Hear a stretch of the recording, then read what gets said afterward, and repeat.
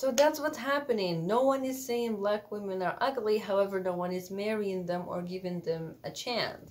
Women are already the weak gender in society, especially where the patriarchy is still strong. Being a beautiful woman will make the men's knees weak, and they would be delighted to make things easy for you. And when it comes to love, every man's gonna be at your doorstep asking your hand in marriage. But as a person of minority, living in a country where the majority is your opposite, your faith might be a little bit different. Be it the US or Morocco, white supremacy is a thing. So when one dominates the other one in number, the norm starts to become established through what's repeated in front of our eyes constantly. The modern beauty standards become based on the majority. Being black in a place where the majority is white can be a real challenge for the women of that color, you know, the minority color. Unless men in that case have a taste for what's exotic and what's different, but then again, you're objectified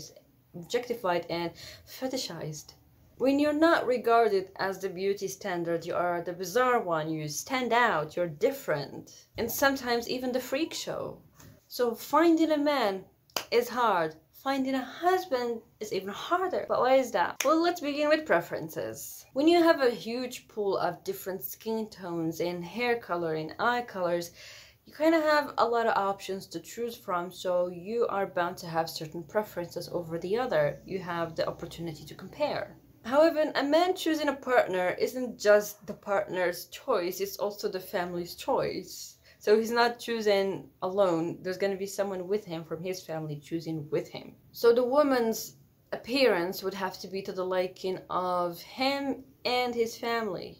And so for that to happen, it would mean that the friends of the family and the friends of the man would also have to like that girl, which means you kind of have to be one of the majority and not the minority. However, the black women are of the majority of women to be left out, well, to become spinsters, never get married, or even be looked at. Since the majority is leaning towards light skin shades, that also mean that black women also, if given the choice, would also prefer a white man, and if black men were to also be given the choice, they would also prefer white women.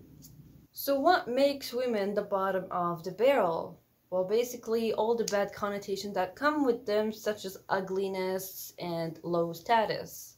Also history not being kind on them, such as being the lower class caste, and slavery was also a thing. It wasn't as big as the US, but it's still, the slave trade was a thing in Morocco.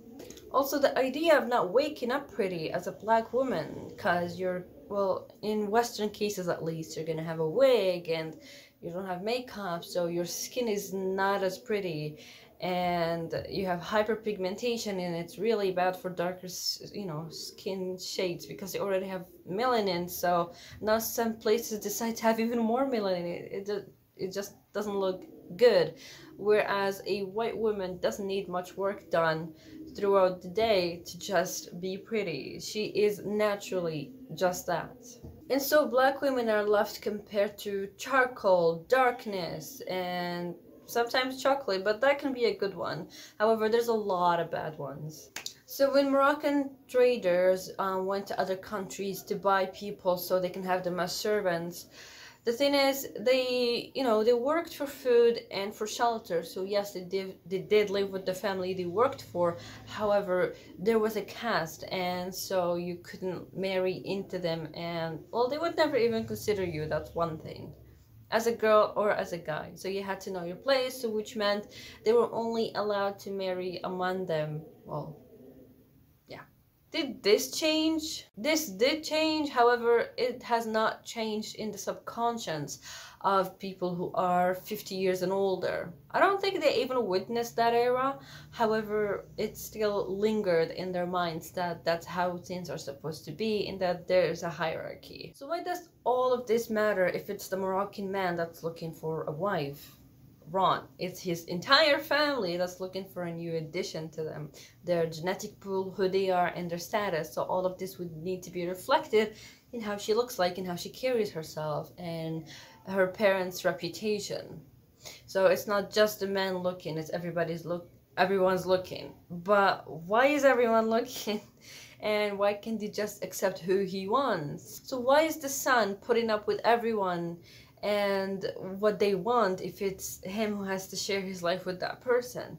Well, basically in here we believe that when parents give blessing, everything happens smoothly. So in a way, you kind of have to do what they tell you to do in order for you to give their blessing and for them to be pleased with you. And let's not forget, most men don't have houses. So when they get married, they just bring their wives to live with their parents. It's quite common. So when you marry someone that your parents don't like, of course you're not going to bring them to live with them. You're going to have to go do the struggle life, which is rent and start all over. And so it kind of like cuts half the road for you if you just do what they say and accept who they choose for you. Usually in American movies, black women are portrayed as either very hyper feminine or show no signs of femininity at all. They're usually vulgar and strong-headed. She is a strong woman who is making her own money. However, she's never really married, but she's in a relationship all the time. And she has multiple baby daddies, and that's how she takes money from the government, money that she never uses on her kids, rather to get her hair and nails done, because that can be expensive. She has an attitude and low standards for herself and for the men she chooses to be with. And because of that... How important is money to you in a relationship? It's important. It's not that big a deal. So you'll be with a broke person? Not for no long. Money. You have to try. And you give them an allowance in the meantime? I'm not gonna lie, I do a whole bunch of stupid shit when I'm in love. Not important at all. I feel like them being in a relationship for me, I could get them to where they need to be, so that money's not a problem. Yo, ride or die. I know I'm not one for sure. I will never ride or die, but we have to slide. How important is money to you in a relationship? It's everything. If you don't have any money, then, you know, it's just, what's the point? Ooh. I mean, it's not the number one thing, but I'm not gonna lie, like, it's kind of important, but you don't have to have a lot of money, but at least have a plan to work toward getting money. Like, don't just be a bum ass dude sitting at home doing nothing. You're not giving nobody no allowances. Hell no. She never really pushes the man to ask her to marry her, rather she's satisfied with a 20-year relationship. And whenever she does ask a man to marry her, she is mocked for having the same standards as a white girl. And that, well, she doesn't deserve that because, well, you're not white, so you can't be asked to be treated like one. And so the relationship just lasts until the fallout happens. And so in the end, the men just go to buy milk. Like, I understand movies are just projected agendas on how they would like black people to be, and that in reality, well, some people are starting to get out of that, so they're having better lives and better education. Also, men aren't exactly helping. Like, the beauty standard is decided by men. As much as we would like for that not to be the case, it is what it is. And so women cater to men so they can find them attractive and eventually wife them up. Surgery, Botox, skincare, a lot of money goes into all of this stuff. So what men say is beautiful is what's beautiful. And so if the majority agrees that you're not, then, well, you're just not. Even though mothers have a hand in choosing the girl, doesn't mean that her opinion was not formulated by the men that were, you know, her predecessors. Worldwide, the more successful a man becomes, the wider his choice of women become. White women have become synonymous to a man's success and, well, how successful he is. The trophy wife, the high demand on Ukrainian and Russian brides. And actually, Moroccan women are some of the whitest women in Africa. I'm excluded, by the way. And so when white men usually date a very dark woman, or even just a dark woman, they advertise it to everybody as if it's something worth clapping for. Like it's something special. He is eccentric, he's thinking out of the box, he's not racist anymore, yay! Meanwhile, if it was a white girl, well, then nobody really cares and no one's gonna be clapping for him. He wouldn't even think that he deserves clapping because it's just a norm. And that's really sad because usually in the US, women like to marry within the racial circle because of the historical trauma. They get it, we grew up together, and they can feel the pain that I've been through. But that's not true. the men would actually rather not to entertain black women once they're successful. But that also goes to the fact that when a man starts making a certain amount of money, his friends circle actually changes, which means also his dating pool changes, which is kind of becomes more white than black, because, well, the white people have the historical advantage of getting to the money first, so they way outnumber black people when it comes to financial stability. And not to mention that even the fact that black women would actually like to marry black men is not possible, because the black man is at the bottom of the financial barrel. So even though he wants to, he just can't afford to. And also the high incarceration rate for black men in the US is really not helping. Data shows that 53% of light-skinned women get married, as opposed to 23% of dark-skinned women. In the UK, 40% of black men have white partners, but it's the opposite for black women in the UK. They mostly have just black partners. And none of it is in the favor of the black woman. Black girls live in a paradox state where they're too ugly to be loved, yet too sexualized to be cherished. And it's because of the gender stereotypes in the media. At this point, there's no doubt that it's just the European people's fault. Such practices were here forever, and I come from a non-European background, and it's still here. And it's been here before the Europeans' colonization either. Historically in Asia, the fairer a woman, the prettier she is, and the more privileges in life she gets. And back at the field days, that meant that she would have a job inside and not outside with the extra dark people, who, it's okay if they get darker, but we can't let the white ones get even darker. In Morocco, if a black woman decides to wear henna on her hands or feet, she is joked about, like, oh no, she hid the only white part in her. Awful. And some of the cultural attributes of of African people, for example, dreadlocks. Moroccans don't do those. If you see someone who has dreadlocks and who's Moroccan, that's a delinquent. When I was a child, for example, no one would buy me red clothing because that's the N-word clothing. Because, you know, people down in Africa, they love color. And so red is one of the most vibrant colors, and they love it. And I was not allowed to wear that for a long time. It's only now that I can buy my own clothing that I actually started wearing red. Stay away from the sun. Do not crawl on your knees, or else it'll get darker. You did not wash your elbows hard enough to still look dark. I can't help this. And so the less you can get associated with darkness, the better. I've been called lucky on many occasions for having this complexion and not having my father's complexion. Which is not nice. It's not nice. I'm still black. The European construction of gender. Well, Darwinism is a theory that everybody seems to take for a fact. There's a difference between fact and theory. They still haven't found the missing link. For how many years now? The theory states that black people are the last phase of evolution. And so we are closer to, was it apes or chimpanzees, more than our European counterparts. And that the white people are way more advanced than what he called the savage races, which was American Indians, Latin Americans, black people, Indian, like anyone with a darker shade that was a savage race. And you guys know that throughout history, that made it very easy for them to colonize these people, because they had to civilize them. That was their mission in life, to show them how to be civil. We all know how that ended. And so this is the basis for a lot of things that we see today. For example, back when they had colonies, the white women would be served by Aboriginal women who are of a dark color, which kind of set the tone for how the hierarchy would be for beauty standards and for intellectual standards ever since. So even today, when someone comes from Europe or from a different country and they're clearly white and they embrace our culture, the Moroccan people just start to be so happy and ecstatic about them. And when they start to learn the language, even though they have like a really broken accent, they're applauded for. Meanwhile, if someone in Morocco would like to learn another language and they have a broken accent, they're shamed for it. Promoting supremacy through standard created by the holder of the standards. There is no doubt in the world that if this cat one day gets invaded by a species of cats,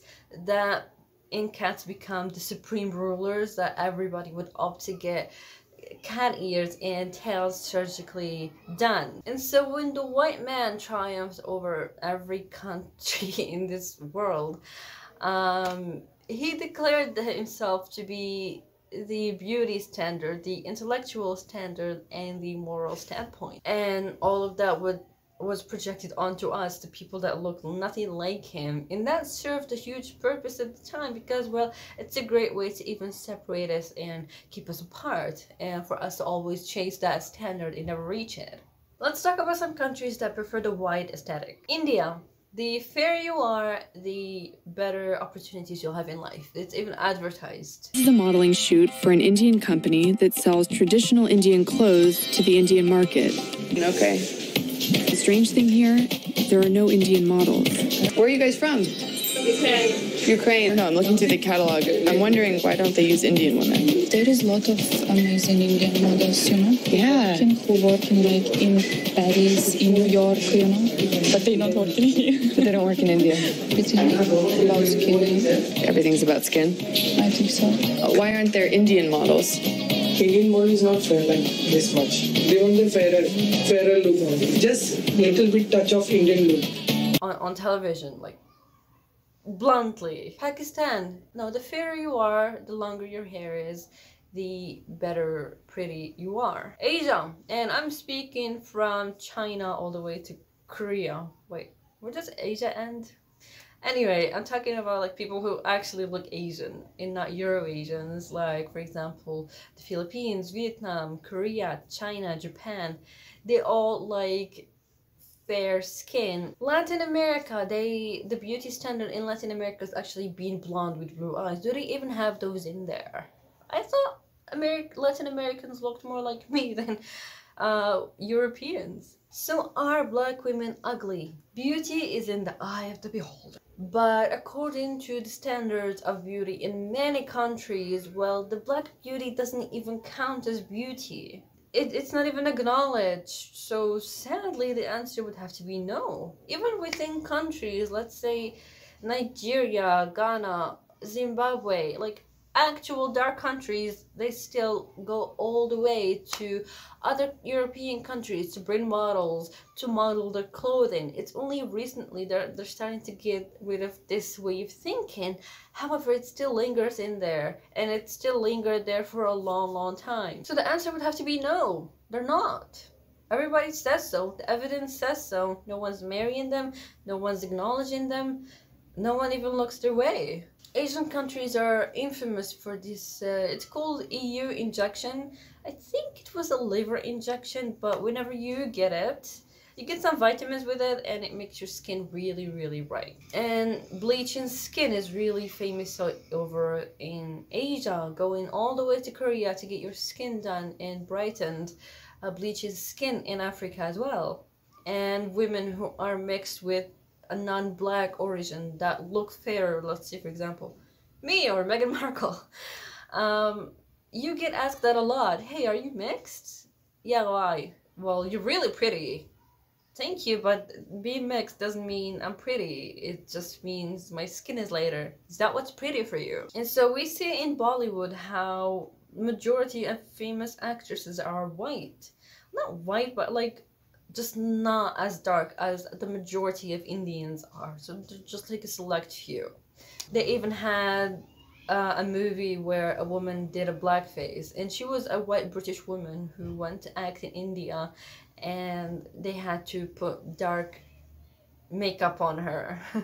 In the US, and in the modeling industry, the models who are of dark skin or African origins don't get as hired as European looking models. We're not calling them racist. We're saying the act is racist. And I'm also saying that they may not intentionally know, but they do choose, they hire casting directors, they hire stylists, and they are now the ones that choose the models, not so much the designer anymore. So it's not directly the designer, but it does affect their house and their brand. So what you're saying is that over 80% of 82% of last year's walks on fashion runways Correct. in New York, in Correct. New York Fashion Week, were white models and just 6% black. 6% black and 9% Asian. And in influencer trips, the white influencers get way better treatment than black influencers, even though they could have higher numbers than them of engagement and viewers.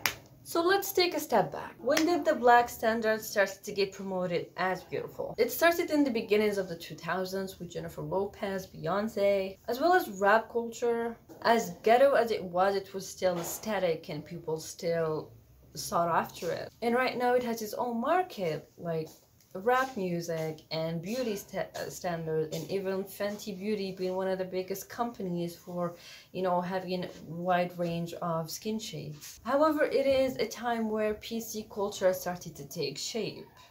So is the truth being told? Is the objective truth being told? Right now the lines between everything are blurry. You don't know what's what from what.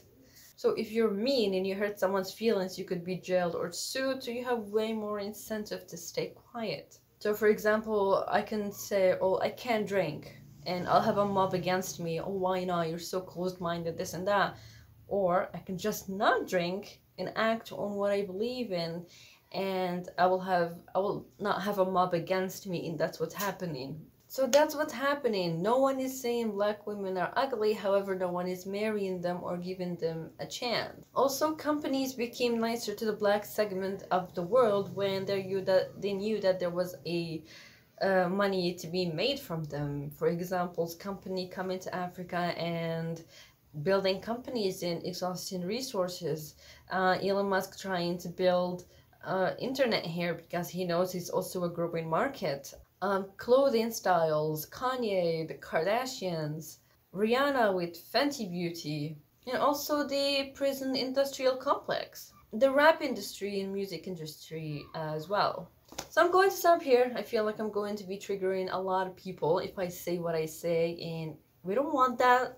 I know a lot of people come here to just yell at me and say mean things. I don't appreciate it either. And so I do come from a culture that's not PC, and I can be PC, but then I'm being a hypocrite because that's not what I believe in. But what do I believe in? Well, I say we're gorgeous, and we don't have to listen to someone who has a different beauty standards to tell us whether we're beautiful or no. It's okay if you compare a blonde girl against a blonde girl, a ginger against a ginger, a brunette against a brunette, but you should not be comparing one against the other. Especially if it's an ethnic different race. You can't compare an Asian to a white person or to a black person. It's just a whole other criteria of being. We don't want that, and that should never be the case. There is no one culture over the other. They're all just equal in happening together at the same time. That's my honest opinion, not gonna lie there. And I would not like to be compared to girls in my country, because I get this a lot. You look like you're from Sudan. Oh, you look like from Somalia. Sure you're not South African? And no, I'm Moroccan. Deal with it. We come in all shades. Just because there's a majority doesn't mean you have to, I don't know, put me in a small box. So yeah, I'll see you guys in the next video. If there's something I forgot, let me know, and let me know what you think.